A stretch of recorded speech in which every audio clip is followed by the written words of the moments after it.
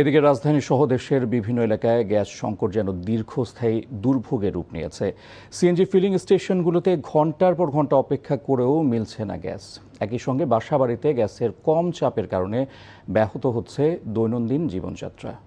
সংকট আর ভোগান্তির চিত্র তুলে ধরছেন আবির আহমেদ। মধ্যরাত থেকেই সিএনজি ফিলিং স্টেশনগুলোতে দীর্ঘ লাইনে দাঁড়িয়ে আছেন চালকেরা। কেউ কেউ গাড়িতেই ঘুমিয়ে পড়ছেন। ৮ থেকে ১০ ঘন্টা অপেক্ষার পরও মিলছে না গ্যাস। কখন মিলবে তারও নেই নিশ্চয়তা।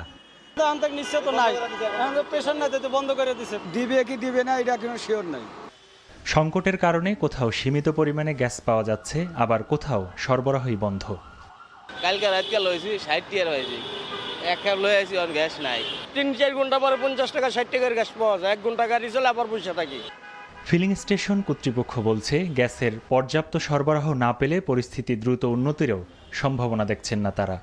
বর্তমান যে সিজন চলতেছে আমাদের করার কিছু নাই, কারণ লাইনে গ্যাস নাই। লাইনে গ্যাস থাকলে সেটা আমরা গ্যাস দিব।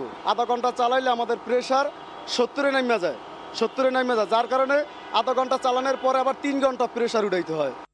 গ্যাসের স্বল্প চাপের প্রভাব পড়েছে বাসাবাড়িতেও। দিনের বিভিন্ন সময়ে চুলায় পর্যাপ্ত গ্যাস না থাকায় রান্না করতে ভোগান্তিতে পড়ছেন নগরবাসী। নিত্যদিনের স্বাভাবিক কাজও ব্যাহত হচ্ছে এই সংকটে। অপেক্ষা করতেছি গ্যাসের লাগা, গ্যাস আসেনি, এখনো আসেনি, বাচ্চার লইয়া রান্তাছে। গ্যাসটা আসে আপনার মনে করেন 2টা 2:30টার পরে, তাও বেশি না, সীমিত আসে। আবির আহমেদ, এনটিভি নিউজ, ঢাকা।